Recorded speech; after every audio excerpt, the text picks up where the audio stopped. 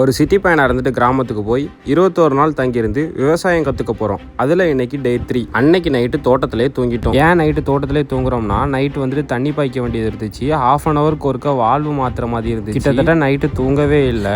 அதுக்கப்புறம் காலையில் எழுந்தது நேராக தொட்டிக்கிட்ட போனோம். தொட்டியில் நிறைய ஜம்முன்னு தண்ணி கிடந்துச்சு. அதுக்கப்புறம் வேப்பங்கொச்சி வச்சு ப்ரெஷ் பண்ணிட்டு ஃபேஸ் வாஷ் பண்ணிட்டு 2 பேரும் மட்டி வாழைத்தோப்புக்கு போயிட்டோம். மட்டி வாழைத்தோப்புக்கு போனதும் ஒர்க் பண்ண ஸ்டார்ட் பண்ணிட்டோம். இன்னைக்கு நம்ம என்ன பண்ண போறோம்னா, வாழைக்கொலையெல்லாம் கட் பண்ணி மார்க்கெட்டுக்கு எடுத்துட்டு போய் ஏலம் விட போறோம். அதனால வாழைக்கொலையெல்லாம் கட் பண்ணி எடுத்துட்டு வந்து லைன் பை லைனா அரேஞ்ச் பண்ண ஸ்டார்ட் பண்ணிட்டோம். கிட்டத்தட்ட 11 மணி ஆயிடுச்சு. ஃபர்ஸ்ட் 10 வாழைக்குலை தூக்கிட்டு வரும்போது ஈஸியா இருந்துச்சு. ஆனா போக போக வெயிலும் அடிக்குது, வாழைக்குலை ஹீட்டும் நிக்குது. எங்களால சுத்தமா தூக்கவே முடியல. அவ்வளோ ஒரு டிஃபரெண்டான வாழ்க்கை மாதிரி இருக்குது. எப்படிதான் இதெல்லாம் செய்யறாங்கன்னு தெரியல. அப்புறம் வந்துட்டு பசிக்குதுன்னு வீட்டுக்கும் போக முடியல. ஏன்னா நாங்க சாப்பாடு வேற கொண்டு சந்தைக்கு போற டைம் ஆயிடுச்சு. அதனால அங்க இருந்து பழத்தை பறிச்சு சாப்பிட்டுட்டு ஆட்டோக்காக வெயிட் பண்ணிட்டு இருந்தோம். கிட்டத்தட்ட ஒரு 12 மணி ஆயிடுச்சு. அதுக்கப்புறம் ஆட்டோ வந்துச்சு. ஆட்டோல லோடு ஏற்றுறதுக்கு அதுக்கு மேலே ஒரு பாடாயிட்டு, அதுக்கப்புறம் ஆட்டோவில் லோடு ஏற்றி முடிச்சுட்டு மார்க்கெட்டுக்கு போகிற வழியில் சாப்பிட்டுட்டு மார்க்கெட் போயிட்டோம்.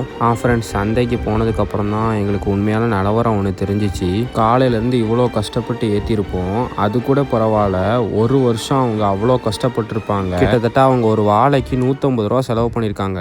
ஆனால் அவங்களுக்கு கிடைச்சது வெறும் 75 ரூபா. எனக்கே வந்துட்டு மனசு கஷ்டமாயிடுச்சு. இப்படிலாம் இருந்தால் யார் புதுசாக விவசாயம் பண்ண வருவாங்கன்னு தெரியல. அவர்கிட்ட கேட்டதுக்கு அவர் வந்து சொல்கிறாரு, கண்டிப்பாக ஒரு நாள் மாற்றம் வரும்னு சொன்னார். So it's okay. இன்றைய நாள் நன்றாக போச்சு. இன்றைக்கும் தோட்டத்திலே படுத்தோம். ஃப்ரெண்ட்ஸ், இந்த வீடியோக்கு நீங்கள் லைக்லாம் பண்ணணும் வேண்டாம். இதை பற்றி என்ன நினைக்கிறீங்கன்னு கமெண்டில் சொல்லுங்கள். பாய்.